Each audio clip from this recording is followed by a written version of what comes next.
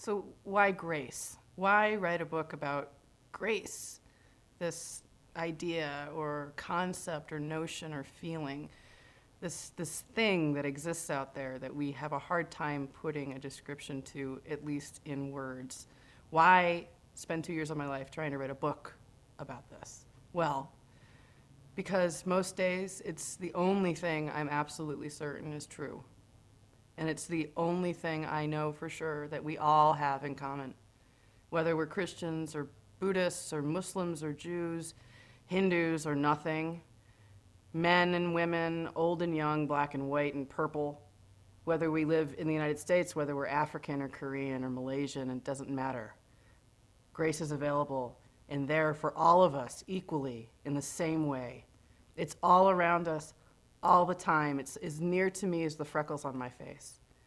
We just have to have the eyes to see it and the ears to hear it, to notice that it's happening all around us. So how do you describe the fairly indescribable? Well, Jesus told stories. Nothing describes something that we can't get our minds around, like something we can get our hearts around in a good yarn, something personal. So I decided to turn the journalistic lens I've had for 15 years and used on other people on my own life, to look for grace in my home and literally in my backyard and in my history and in my family. And then I went out and I had some intentional adventures. I spent time in Montana traveling with a rabbi. I went to Ireland, to the place where my grandmother was born. I went to Mississippi after Katrina and spent time with a fellow I like to call the Screamin' Frenchman. And then I went to Africa in a trip that changed my life forever.